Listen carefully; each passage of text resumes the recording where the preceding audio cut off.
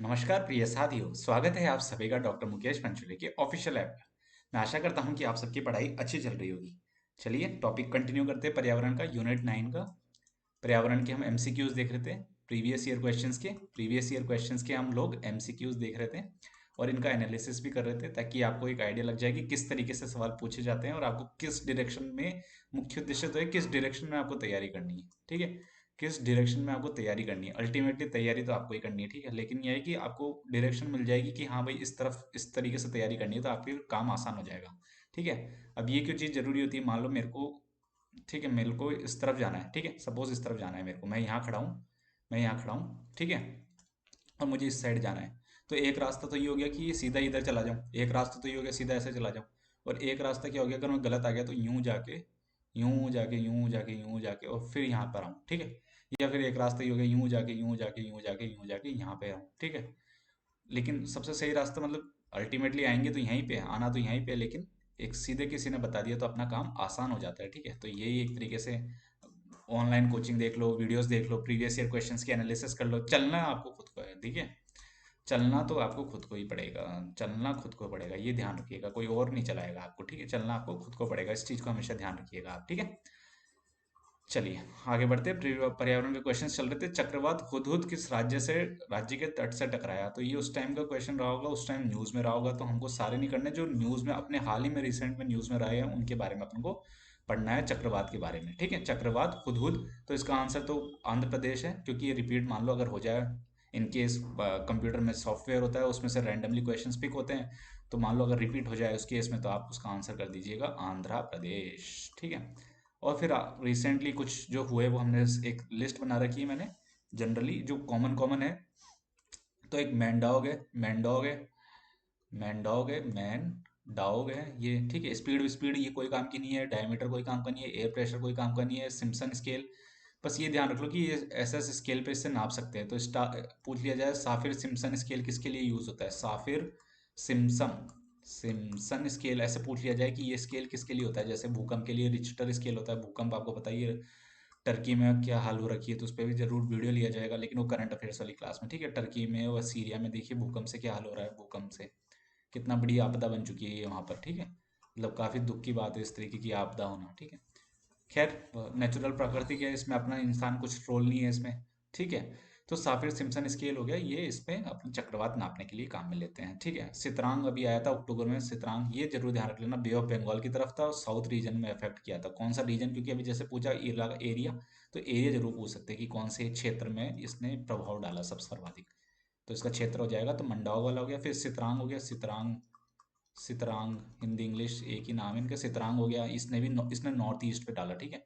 North east मतलब ये north east, यहाँ पे ज्यादा प्रभाव डाला इस क्षेत्र में, ठीक है। नॉर्थ ईस्ट पे ज्यादा प्रभाव डाला कि इस तरीके का होता है, ठीक है। ये दोनों दोनों तरफ दो तरीके के होते हैं ये साइक्लोन्स, ठीक है, चक्रवात, टेम्परेट और ट्रॉपिकल। चलिए, फिर एक आसानी था 2022 में मई में आया, आसानी, आसानी इसने भी साउथ वाले इलाके में तबाही मचाई।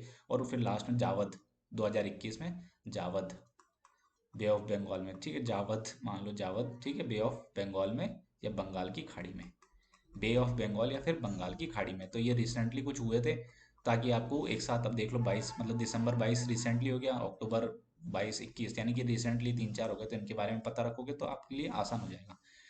एक सवाल हमेशा इस तरीके का लॉजिकल है या कॉमन आ सकता है कि बे ऑफ बंगाल जो है या बंगाल की खाड़ी में हमने, बंगाल की खाड़ी में, हाँ अभी एमसीक्यूज आगे और भी होंगे, तो लेकिन ये क्या है, ये टॉपिक आ गया तो इसको कवर कर लो। तो इसी तरीके से प्रीवियस ईयर क्वेश्चन जैसे चक्रवात है, ये टॉपिक कंप्लीट हो जाए तो इसका सवाल गलत नहीं हो, क्योंकि इससे यही सवाल तो बनते हैं। इससे क्या सवाल बनते हैं कि हाल ही में कहाँ पे टकराया, इसके बनने के लिए क्या क्या कंडीशंस होती है जिससे कि बन सकता है, क्या क्या कंडीशन होती है जिससे कि ये बन सकता है, ठीक है, वो सब चीज़ होती है।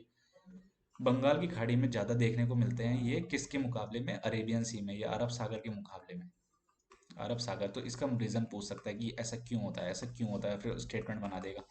तो इन जनरल आपको अगर ये कंडीशंस पता होगी, इन जनरल आपको ये पता होगी कि क्या क्या कंडीशन के, किन किन टेम्परेचर पे कंडीशन के तहत ये बनता है, चक्रवात बनता है, तो आपको आंसर करना आसान हो जाएगा, ठीक है। उष्ण कोट उष्ण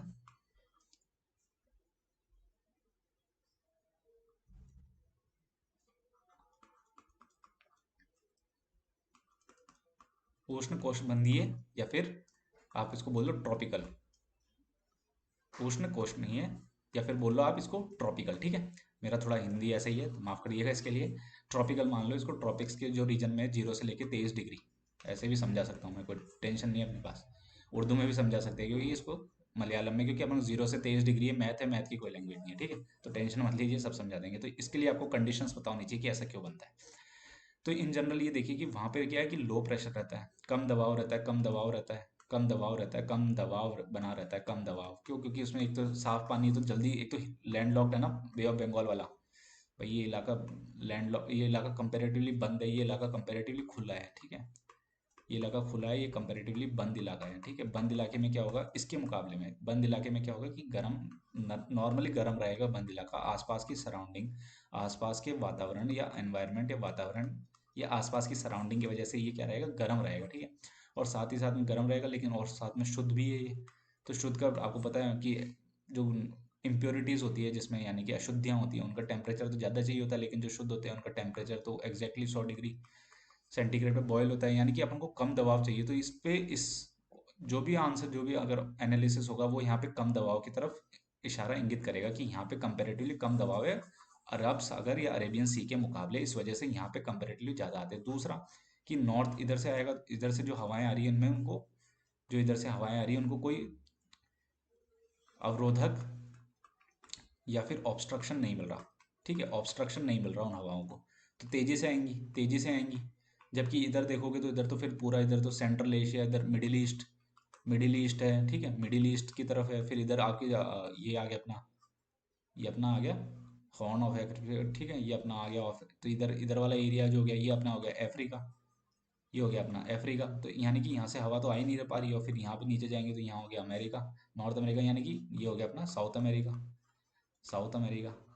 तो अब हवाएं आएगी कहाँ से, हवाएं आएगी कहाँ से, हवाएं इधर से टकराएगी नहीं, आ ही नहीं पाएगी सेशल्स, ठीक है। हवाएं आ ही नहीं पाएगी यहाँ पे। तो इधर से, इधर तो ऐसा कुछ नहीं है, यहाँ तो बहुत दूर पे जाके क्या है, ऑस्ट्रेलिया है, तो हवाएं आ ही नहीं पाएंगी। आपको आई होप ये चीज़ें समझ में आ रही होंगी, ज़्यादा मुश्किल नहीं है कि हवाएं हवाएं अगर आप पता है बीच में कोई अवरोधक आ जाएगा तो हवाएं तेज कैसे चलेगी। तो इधर तो अफ्रीका भी बना हुआ है, ठीक है, अफ्रीका है इधर एक तरफ। तो ये वापस देख लो, ये हॉर्न ऑफ अफ्रीका, ये अफ्रीका हो गया, ये हॉर्न ऑफ अफ्रीका हो गया, ठीक है। और इधर नॉर्थ, ये साउथ अमेरिका है, साउथ अमेरिका हो गया। तो इस चक्कर से हवाएं आएंगी कहाँ से, ठीक है। लेकिन इधर तो खुला ही है, इधर तो खाली पड़ा है, छोटे छोटे आइलैंड देश है बस, छोटे छोटे आइलैंड देश है, तो यहाँ से तो हवाएं तेजी से आएंगी, इसलिए इस तरफ बंगाल की खाड़ी में ज़्यादा चक्रवात देखने को मिलते हैं। तो अगर आपका क्वेश्चन बन जाए, एनालिसिस वाला बन जाए, तो आप, आई होप कि आप उसको करेक्ट करने की स्थिति में होंगे। तो ये चक्रवात का सवाल है, इसको ध्यान रखिएगा। आगे आगे बढ़ जाते हैं नेक्स्ट क्वेश्चन की तरफ। निम्नलिखित में से कौन सा नवीकरणीय प्राकृतिक स्रोत नहीं है? देखो क्वेश्चंस रिपीट होते हैं इस तरीके से, एनालिटिकल होते हैं, लॉजिकल होते हैं, पर्यावरण वाले, बहुत इंटरेस्टिंग होते हैं, मतलब सब कुछ कवर हो जाएगा आपका, बहुत स्कोरिंग है, 100% स्कोरिंग मान के चलो आप तो।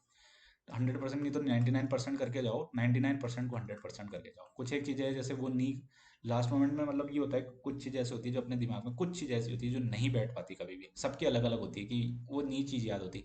तो फिर आप उसको, उस पर फोकस मत करो, ये रूल होता है हमेशा सक्सेस का, यही रूल होता है, उसको मत फोकस करो। चलो यहाँ ज़्यादा टाइम पास नहीं करेंगे इनका सबका, ये सब आप ऑलरेडी मोटिवेटेड है, काफ़ी ज़्यादा एक्साइटेड है, ठीक है, इन क्वेश्चंस को करने के लिए। चलो, निम्नलिखित में से कौन सा नवीकरणीय प्राकृतिक स्रोत नहीं है? स्वच्छ वायु, ताज़ा पानी, उर्वर पानी, या फिर नमक। स्वच्छ पानी है, स्वच्छ वायु है, ताज़ा पानी है, उर्वर पानी है, और नवीकरणीय नमक, ये ऑड वन आउट मान लो, रीजनिंग का ही सवाल मान लो, नमक कहाँ से आ गया इसमें, नमक कहाँ से आ गया। चलो नेक्स्ट क्वेश्चन की तरफ। किस देश में प्रति व्यक्ति जल उपयोग अधिकतम है? किस देश में प्रति व्यक्ति जल उपयोग अधिकतम है? अभी कल परसों एक क्वेश्चन था, वो प्रति व्यक्ति CO2 के बारे में पूछ रहा था, प्रति व्यक्ति कार्बन डाइऑक्साइड के बारे में पूछ रहा था, टोटल कार्बन डाइऑक्साइड के बारे में पूछ रहा था। और ज़्यादातर उसमें ऑप्शंस जो होंगे ना, ज़्यादातर यूएसए, मतलब इन पैटर्न पे अगर आप तैयार करो तो इन पैटर्न पे ही फैक्ट्स को एक साथ लिख लो, ताकि आपको लगना हो USA, China, European union, London, या फिर यूके, एक ही बात मान लो। और अपना यहाँ पे भारत आ जाएगा, इंडिया आ जाएगा, इंडिया रशिया, इनमें ही कंपैरिजन कराता है वो, ठीक है, इनमें ऑर्डर कंपेयर करवा देगा, कम ज़्यादा कम ज़्यादा वाला।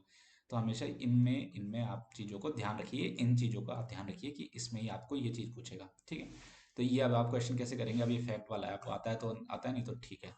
पर ये एक जनरल, मैंने भी एक लॉजिक बताया था कि प्रति व्यक्ति पूछा है, तो इन दोनों की तो जनसंख्या बहुत ज़्यादा है, इन दोनों की तो जनसंख्या ही बहुत ज़्यादा है, ठीक है, इन दोनों की तो जनसंख्या ही बहुत ज़्यादा है, तो जितनी ज़्यादा जनसंख्या उतना ही कम, ठीक है। तो अधिकतम पूछा है अपने को, तो ये इन जनरल आंसर होंगे नहीं। यूएसए और यूरोपियन यूनियन, तो ये एक मैंने लिस्ट दे रखी है आपको, तो लिस्ट में देख लो आप, सबसे ऊपर यूएसए, मेक्सिको, फिर रशिया है, फिर जापान है, फिर इंडिया है। यानी कि इंडिया और चाइना में कंपैरिजन आ जाए तो फिर आप इस तरीके से ऑर्डर कर देना, यानी कि ये हो जाएगा यूएसए, इसका आंसर तो हो जाएगा ए। ठीक है, और फिर अपना यूएसए के बाद आ जाएगा अपना इंडिया या चाइना। ठीक है, इंडिया यानी कि भारत, और भारत के बाद चीन यानी कि चाइना। ठीक है, इस तरीके से क्वेश्चन बनता है।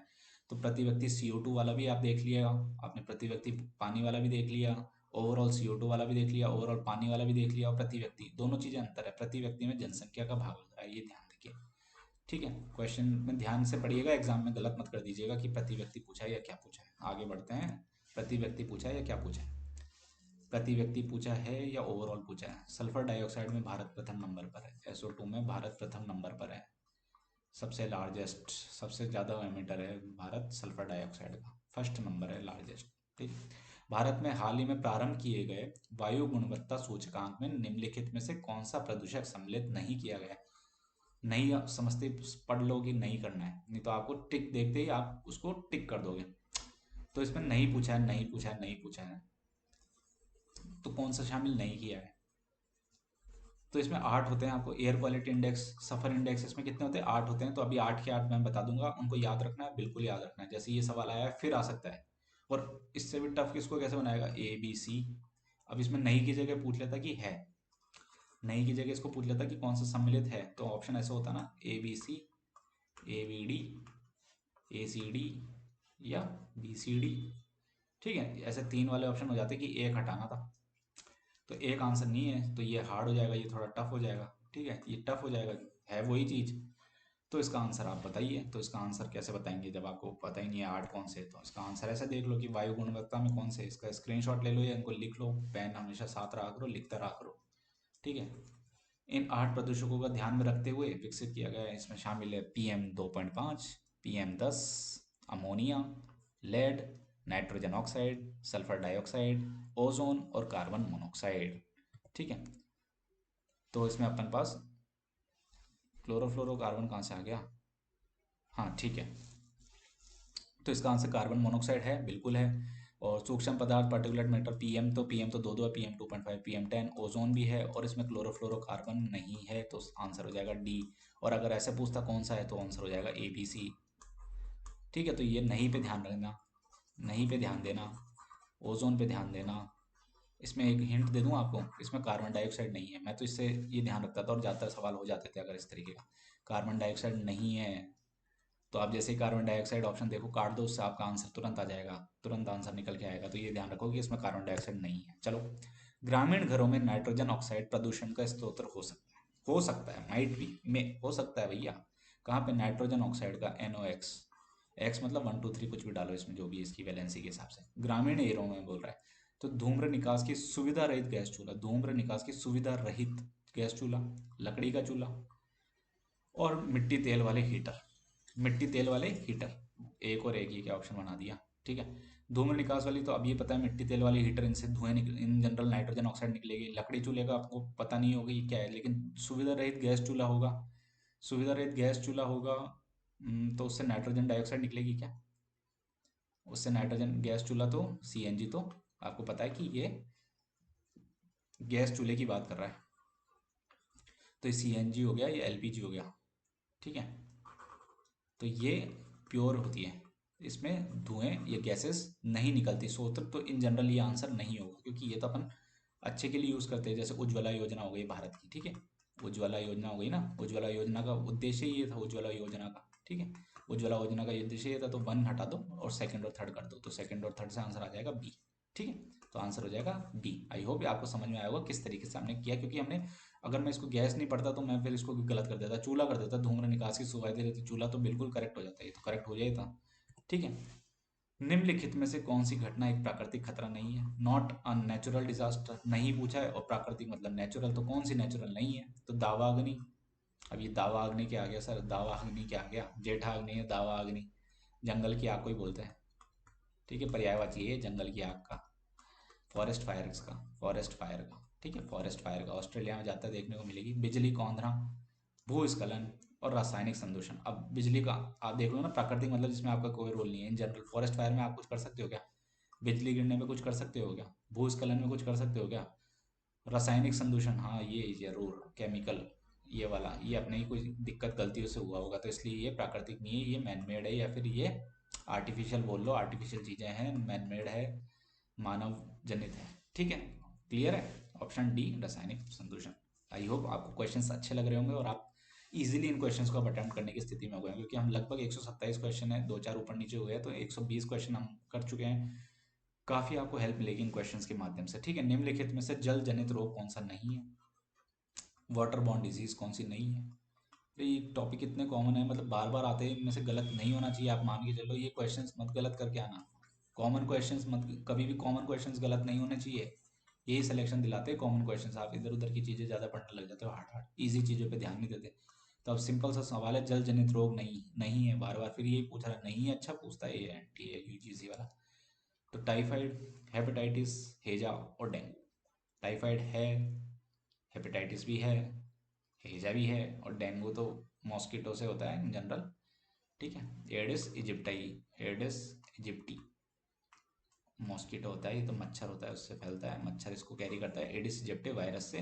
तो इन जनरल पानी का इससे लेना देना नहीं, पानी का ये है कि बस गंदा पानी मत रखो, वहाँ पे ये मच्छर होता है, उस मच्छर के माध्यम से ये डेंगू होता है, लेकिन इनमें तो डायरेक्टली पानी का, गंदा पानी के अगर पी लेते हैं अपन, ठीक है, तो उनसे ये तीनों चीज़ें हो जाती है, टाइफाइड, हेपेटाइटिस और हेजा। डेंगू का डायरेक्ट रिलेशन नहीं है, लेकिन इनडायरेक्ट रिलेशन तो है ही, तभी तो बोलते हैं पानी साफ रखो। एनवायरनमेंट में सबसे इंपॉर्टेंट अच्छी चीज़ ये है कि एनवायरनमेंट से आपको सीखने को मिल रहा है कि किस तरीके से हम एनवायरनमेंट को कितना गंदा रखते हैं। I hope in video lecture के माध्यम से कम एटलीस्ट इतना होगा कि आप प्लास्टिक का जो यूज़ है वो 120 माइक्रो 100 माइक्रोमीटर उससे कम का नहीं यूज़ करेंगे, प्लास्टिक थैलिया को इस्तेमाल नहीं करेंगे, और अपने आसपास वातावरण को स्वच्छ बनाए रखेंगे। इतना एटलीस्ट करके रहिए। निम्नलिखित ऊर्जा ईंधनों में कौन सा ईंधन पर्यावरण के लिए सबसे अनुकूल है? सबसे अनुकूल पूछा है कंपैरेटिवली, यानी कि अनुकूल ये सारे ही होंगे। सबसे पूछने का मतलब ही ये है कि क्वेश्चन ऑप्शंस पढ़े भी नहीं, मुझे पता चल गया कि अनुकूल सारे ही होंगे। तो इथेनॉल, बायोगैस, सीएनजी और hydrogen.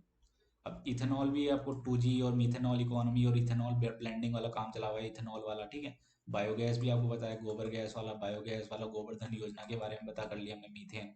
CNG compressed natural gas, liquefied petroleum gas, ये भी आपको पता है प्योर है। और हाइड्रोजन, हाइड्रोजन इनमें सबसे ज़्यादा प्योर है, क्योंकि हाइड्रोजन का जो वेस्ट होता है सबसे ज़्यादा, इसका जो वेस्ट होता है वो भी H2 होगा, तो यानी कि हाइड्रोजन का वेस्ट भी पानी ही होता है, यानी कि इसमें सबसे ज़्यादा, अगर कंपैरेटिवली बात करें, सबसे की बात करें तो इसका आंसर हो जाएगा हाइड्रोजन। हाइड्रोजन इन सब में सबसे ज़्यादा क्लीन फूल है, सबसे ज़्यादा ग्रीन है, सबसे ज़्यादा ग्रीन कौन सा है? हाइड्रोजन, इसी को बोलते हैं ग्रीन एनर्जी। अगर ग्रीन एनर्जी की बात करें तो हाइड्रोजन। ठीक है, चलिए, तो आई होप आज के वीडियो लेक्चर के माध्यम से आपको कुछ चीज़ें बेसिक पता चली होगी, साइक्लोन्स के बारे में पता चला होगा, साइक्लोन्स अच्छे से करके जाइएगा, साइक्लोन की क्या कंडीशन होती है जिसकी वजह से बनते हैं, कि लो प्रेशर होना चाहिए। ठीक है, लो प्रेशर होना चाहिए, एटमॉस्फेयर में किस तरीके से हवाओं का, किस तरीके से वायु का, किस तरीके से मूवमेंट होना चाहिए। ठीक है, लो प्रेशर, हाई प्रेशर, लो का क्या कंडीशन थी, फिर टेम्परेट और साइक्लोन, टेम्परेट साइक्लोन और ट्रॉपिकल साइक्लोन, उष्ण कोष्णीय, ट्रॉपिकल साइक्लोन। ठीक है, इनमें डिफरेंस आपको पता होना चाहिए। फिर बंगाल की खाड़ी में ये ज़्यादा क्यों होते हैं, बंगाल की खाड़ी में आप ये देखना ये ज़्यादा क्यों होते हैं। ठीक है, फिर दो तीन चीज़ें मैंने सॉर्ट आउट करी है, कि एक तो CO2 होता है, CO2 के बाद आपको पर कैपिटा, मतलब पर कैपिटा उसमें जनसंख्या का भाग लग जाता है, वो पूछता है। SO2 पानी का कम कंजम्पशन पूछ लेता है, पानी, और पर कैपिटा पानी का यूज़ पूछ लेता है। ये पूछता है कि कहाँ पर यूज़ होता है, तो हमने बात कर ही ली थी कि कृषि क्षेत्र में सबसे ज़्यादा यूज़ होता है, तो इस क्वेश्चन से इनको गलत मत कर देना। अब आपके रिवीजन के बाद आपको आई होप कि काफ़ी आइडिया लगेगा। और कोई नई साइक्लोन आए तो ऐसे बनाना, यहाँ पे न्यूज़ में लिख देना, न्यूज़ कोई नया चक्रवात आता है तो। ठीक है, कि ये हो गया, इम्फान इम्फान आया था ना आखिरी साल, साइक्लोन इम्फान और ये सब आए थे, तो ये सब आप इसमें ऐसे ऐड करके नोट्स बनाओ। ठीक है, आई होप ये वीडियो अच्छा लगा होगा। जय हिंद, जय भारत।